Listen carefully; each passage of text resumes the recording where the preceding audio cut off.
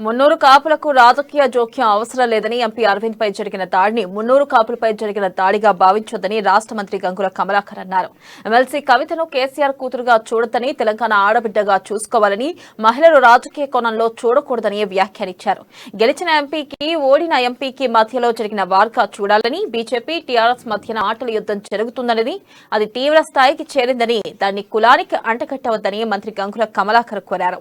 ఇక ఎంపీ అరవింద్ మున్నూరు కాపు అయినందునే ఆయన ఇంటిపై దాడి చేశారన్న రీతిలో తమ సంఘాలు వ్యవహరిస్తున్నాయని అన్నారు. పొలిటికల్ ఆ party, BJP party, Congress party, BJP party, TRS party మధ్యన మాటల యుద్ధంతో మాట జరుగుతున్నది. అది తీవ్ర స్థాయి. దాన్ని దయచేసి కులానికి అంటగట్టకండి, దాని కులాన్ని అంటగట్టకండి.